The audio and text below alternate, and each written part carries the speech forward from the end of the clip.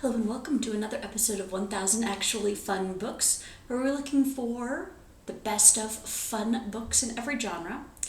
So I was trying a book in a genre that I don't typically like, which is just literature.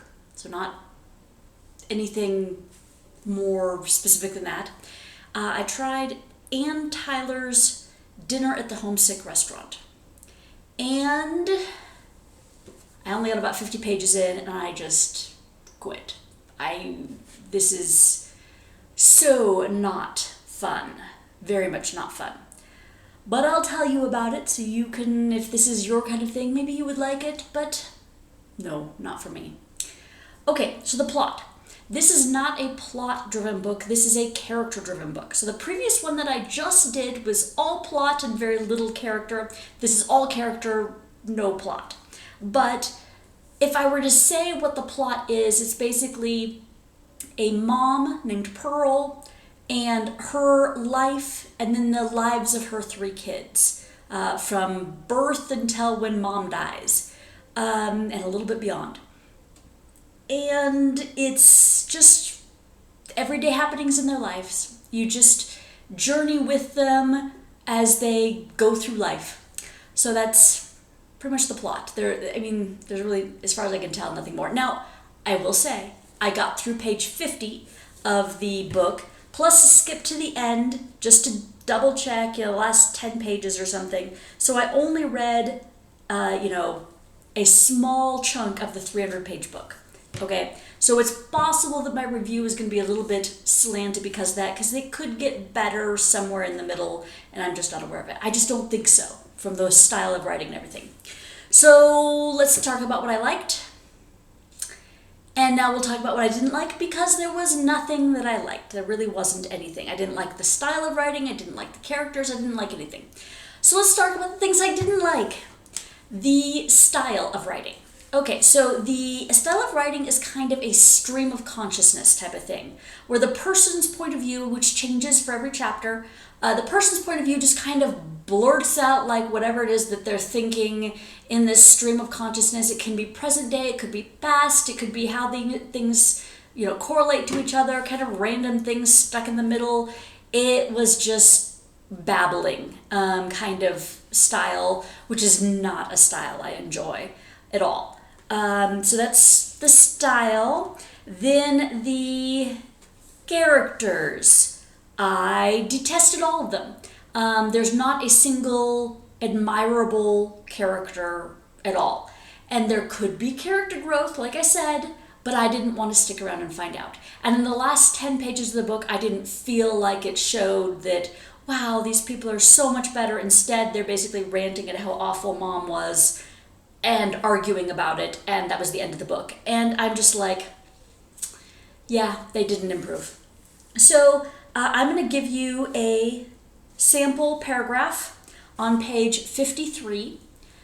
This is Pearl is the mom.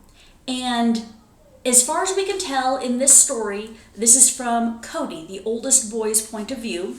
The kids got home, mom was throwing a fit in the kitchen, and the kids kind of crept upstairs quietly. Then they come downstairs when they're called to dinner, and mom just starts screaming at them. So here is mom, Pearl. Pearl threw a spoon in his face. "You upstart," she said. She rose and slapped him across the cheek. "You wretch, you ugly horror." She grabbed one of Jenny's braids and yanked it so Jenny was pulled off her chair. "You stupid clod," she said to Ezra, and she took a bowl of peas and brought it down on his head. It didn't break, but the peas flew everywhere. Ezra cowered, shielding his head with his arms. "Parasites," she told them. "I wish you'd all die, and you'd let me go free. I wish I'd find your dead bodies upstairs in your beds." And after that, she went upstairs. Okay, one paragraph that tells you all you need to know about Pearl. What a selfish, horrible mom, okay? There's no call for anybody to act like that to your kids. That's abusive. And the kids aren't much better. Now, again, I didn't get very far, but Cody, the chapter that I was reading there from his point of view, he is a mean bully who, tries to get his siblings in trouble all the time. Like, that is his life goal, is to make everybody else around him miserable. And So what you have are horrible characters. There's also kind of an absent character that's mentioned a lot. He's like there in shadow. That's the deadbeat dad who left everybody to go off and spend his life away from the kids and the wife because he was done. He's just like, I'm leaving, and then he up and left. No reason, just because he's a deadbeat loser.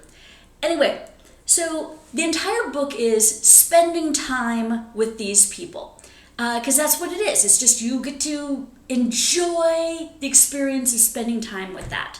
And I sit there and go, this is not fun. It's not funny. It's not enjoyable. In real life, I wouldn't spend time with these people. Why would I waste my time spending time reading about these people? I don't care.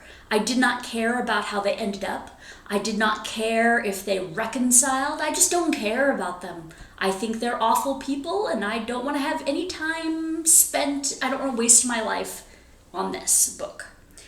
So I'm trying to say if there's anything that was good about this, and I would say no. I'm just not interested in finishing it. I don't recommend it. I have nothing positive to say.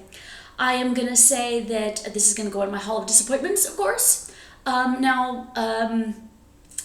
There are probably some people who like that kind of thing, who enjoy doing, spending time with abusive, horrible people for whatever reason. But it's not me, and it's not something that I'm going to recommend somebody else have to suffer through. It is one of those literature books that I hate. And I'm sorry I picked this one. I'm sure that there are literature books that are worth reading, but this was not it. And I will need to pause and go grab the book that I'm going to do next. So just a moment. Okay, I found the book. The Long Weekend. So it is by Gilly Macmillan, and it is a suspense. I'm not sure if it's suspense mystery, which is what I think it is, but it could be suspense edging onto horror where it's, somebody hunting these people and they're trying to get away.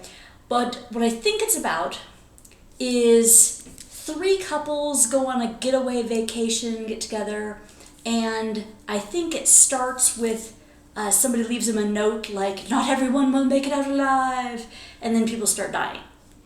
So, anyway, sounds kind of fun, not my favorite genre, but I still think I'll enjoy it. So, certainly more than this other one that I just did. All right, so I hope that you will join me for that and see what that's about and whether it was any fun. And thank you for watching.